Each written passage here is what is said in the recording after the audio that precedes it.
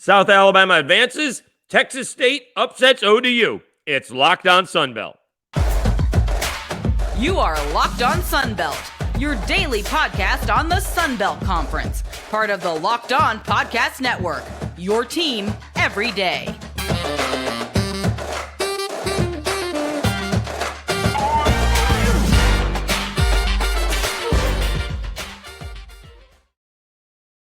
Welcome to another edition of Locked On Sunbelt, your team every day. I'm your host, Dave Schultz. We will go over the second round of the Sunbelt Conference Tournament. Pretty good. 3 of the 4 games were really good, and 1 wasn't, and it was a little bit of a surprise the way that it was. All right. Today's episode is brought to you by FanDuel Sportsbook, official sportsbook of Locked On. Make every moment more. Visit FanDuel.com/LockedOn today to get started. All right, the second round started with the 8-9 matchup, South Alabama and App State. Relatively even matchup. South Alabama beat App State during their run a few weeks ago, and they got off to a tremendous start. All right, they did beat them. Let me get you the final score, 68-61. South Alabama beats App State. They got off to a great start, 14-5, and App State's Donovan Gregory, their leading scorer, 2 fouls in the first 5 minutes of the game. Blowout city, right? Nope. Out comes App State, and they really could not miss. Harcum finished with 17 points. I think he had 14 in the first half. Brown had 10 points. Huntley had 13 points. App State actually went from being down 9 early to being up 8 points, 37-29. Richie Riley calls timeout, and South goes on a quick 5-0 run. He made it a 3-point ball game, 37-34. Big difference between the first half and the second half. First of all, was second chance points. 8-0 in the first half for App State. South Alabama didn't have any second chance points. In the second half, it was 13-5 South Alabama, and the difference would be Kevin Samuel. Kevin had all of 1 of 2 shots. He was 1 of 2 in the first half. Not all that engaged. In fact, let's see what his first half stats were, as I did post it here, because he just was not. They weren't going to him. They weren't looking for him. Not at all. And he was the difference really in the second half. All right, first half stats. Kevin Samuel, 2 points, 1 of 2, did have 5 rebounds, and I think he had 3 blocks. He did have 3 blocks. The defensive player of the year in the Sun Belt was defending well. But in the second half, listen to these final numbers. He had 12 points total. That's 10 in the second half. He had 10 rebounds in the second half, finished with 15, and he finished with 6 blocks. He was the difference. He was more engaged. See if we can find the offensive rebounds, because they were getting beat on the offensive boards. He had 5 offensive rebounds alone for South Alabama. Meanwhile, the usual characters were there. Isaiah Moore, 20 points, 10 of 19 shooting. It was really incredible to watch him play.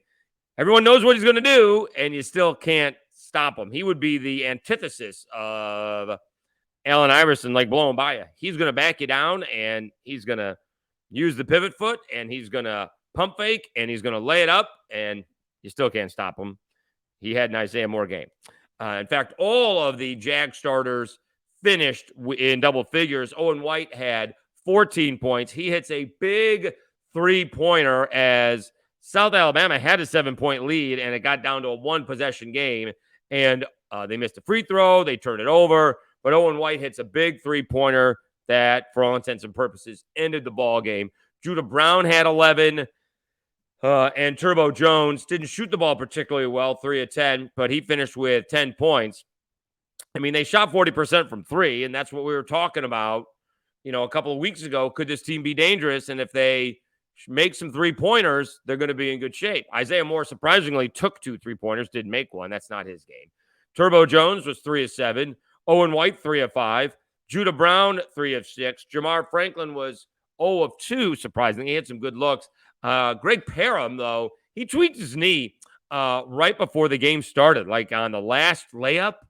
It is in the Pensacola Bay Center, and they play hockey in there, and apparently there was a wet spot, and Parham slipped. Hopefully he's going to be okay. He did come in to play in the second half, did make a free throw. That was the only point off the bench for South Alabama all game.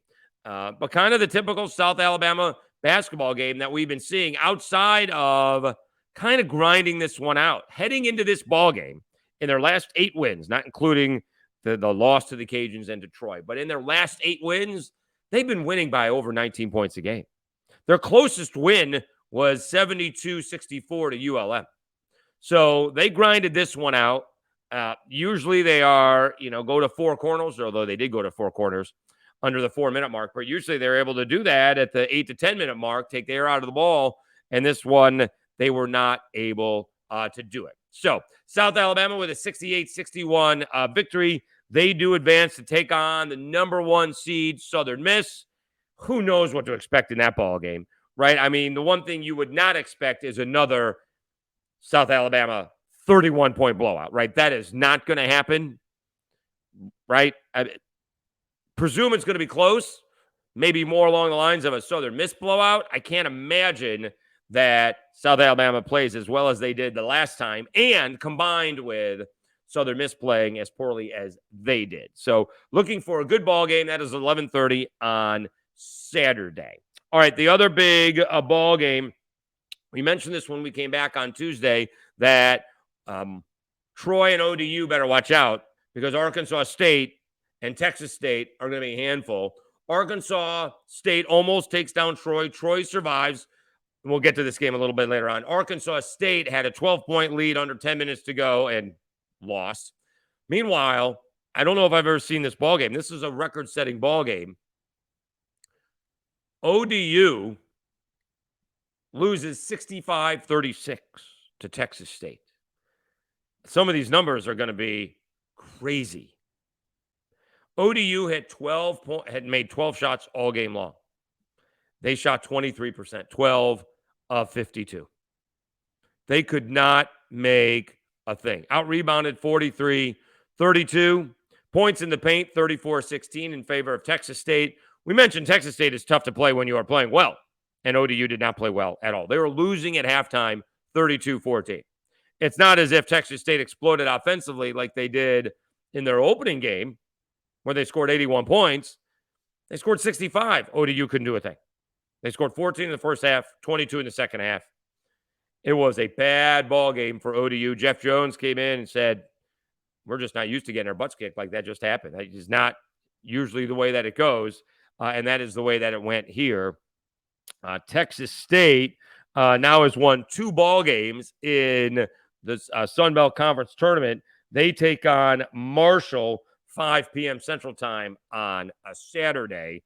But a big upset. We said, that Troy and Old Dominion better be on guard. I certainly didn't think it would be 65-36. I'm not going to sit here and pat myself on the back for that one. But I did think Texas State was going to be tough, and Marshall better be ready. Marshall's had a couple of tough ball games against Texas State, or has had at least one tough ball game against Texas State. So they better be ready for that one. It will be Texas State's 3rd game in 4 days, right? Tuesday, Wednesday, Thursday, Friday, Saturday. 5 games. 5 days. So a little bit more than you normally play during a regular season week in the Sun Belt, where you only play 2 games in a week. But Marshall will have not played since Friday. So we will see if that makes a difference. Texas State has their legs under them. They will be rested following an off day on Friday, an off day today. We will see if Marshall is cold and Texas State is hot. Mason Harrell, by the way, 20 points on 7 of 13 shooting for Texas State. All right, we will get to the rest of the second round action from Pensacola and get you updated on what is happening on Saturday as well. But let me tell you a little bit about FanDuel. It is the midway point of the NBA season. Now is the perfect time to download FanDuel, America's #1 sportsbook, because new customers get a no-sweat first bet up to $1,000. That's bonus bets back if your first bet doesn't win.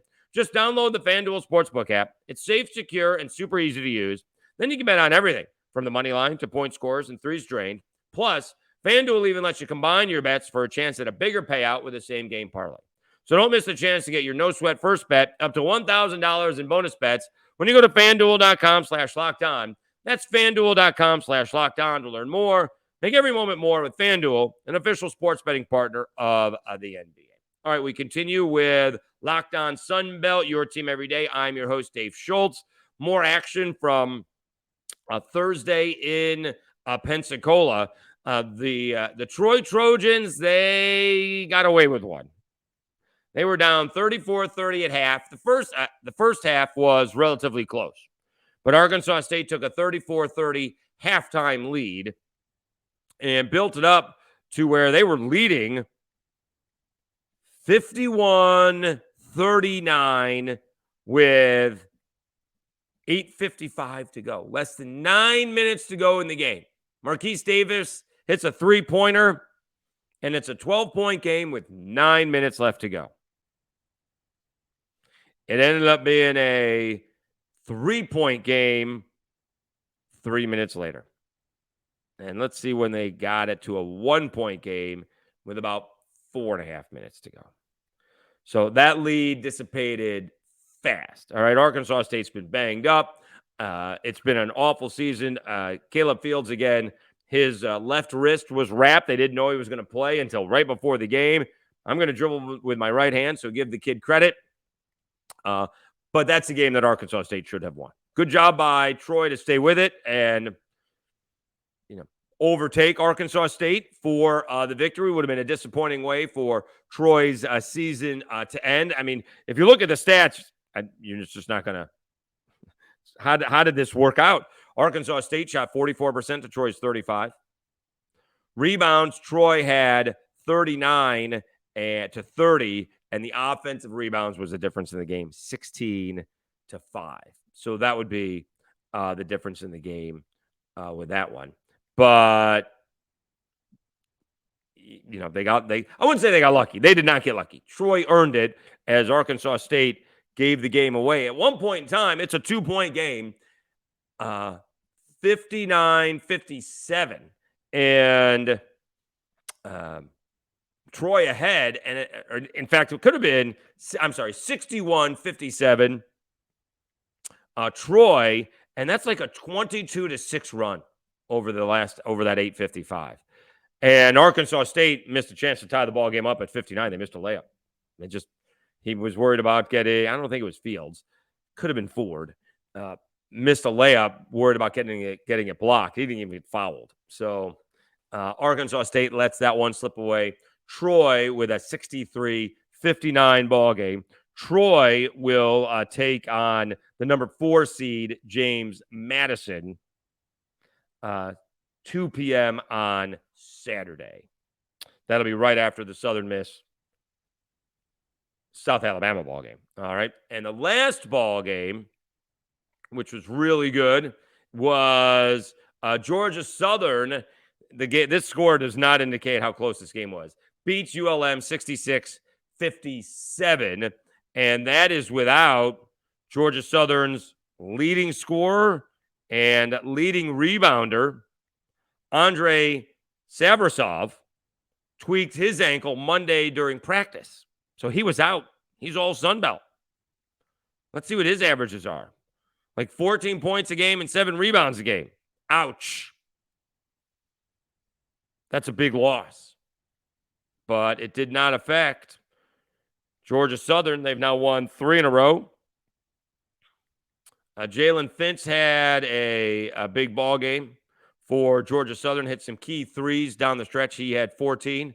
Moore had 16 points.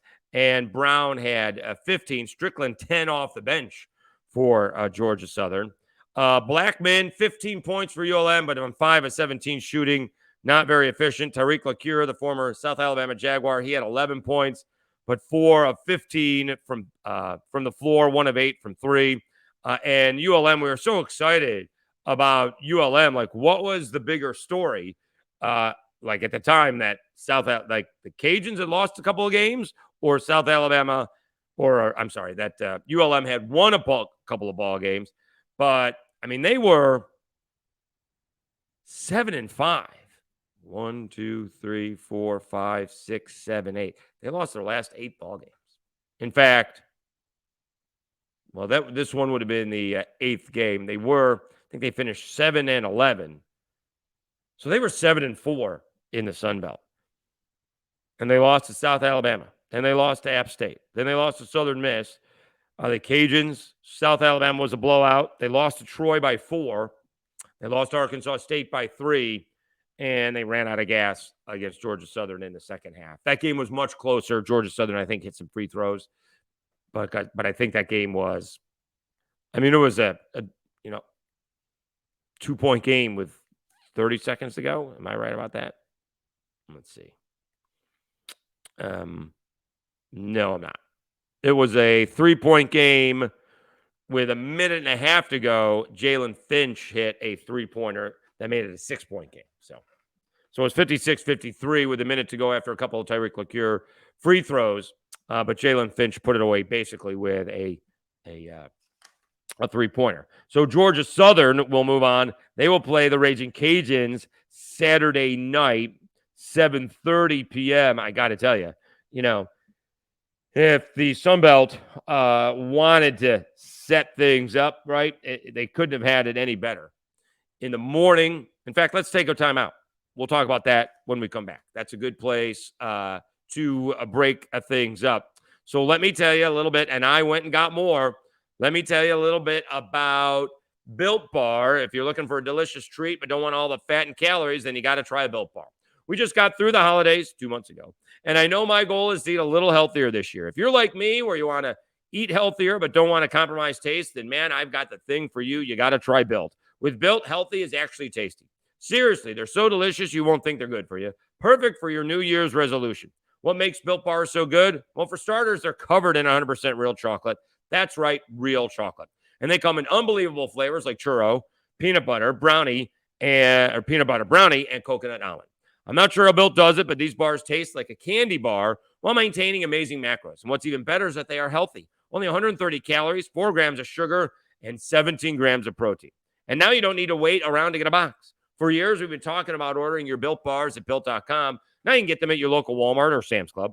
That's right. Head to your nearest Walmart today. Walk to the pharmacy section and grab yourself a box of Built Bars. You can pick up a 4-bar box of cookies and cream, double chocolate or coconut puffs. Or if you're close to Sam's, where I am, run in and grab a 13-bar box with our hit flavors, brownie batter, and churro.